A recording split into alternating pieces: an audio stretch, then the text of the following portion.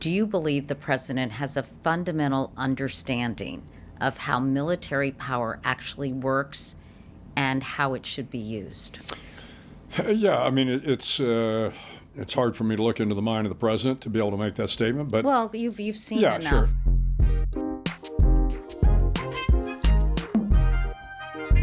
Bill McRaven, welcome. Well, thank you. It's great to be with you. Let me start by asking you about the mood of the country and the war in Iran, which I'll get to in a minute.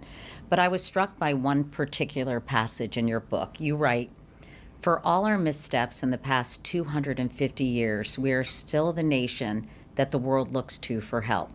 We are still viewed as the good guys.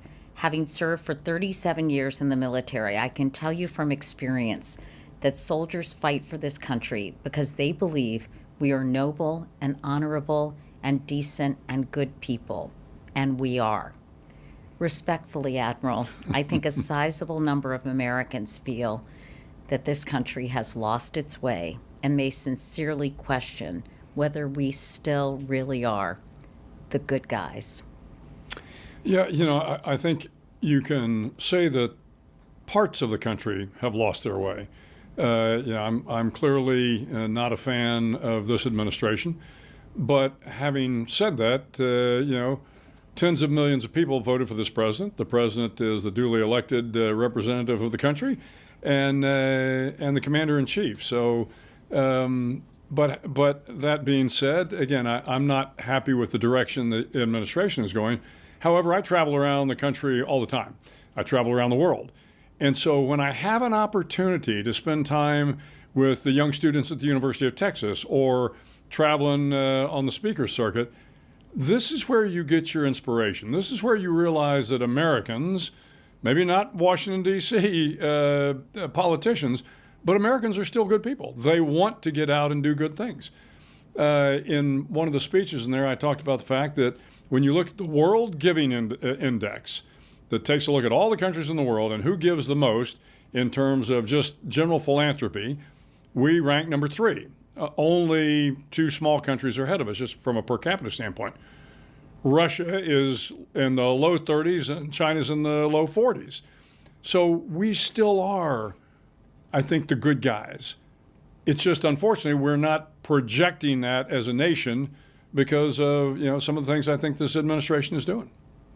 More than 1 year into this second Trump administration and almost 2 months into the war with Iran, there are increasing signs of strain within our military's ranks. NPR reports a sharp increase in service members calling hotlines to explore leaving the service. Some troops express a moral discomfort with how this war is being conducted, along with serious concerns about retention rates.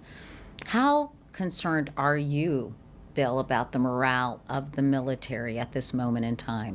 Yeah, I mean, you're always concerned about the morale of the young soldiers, sailors, airmen, Marines.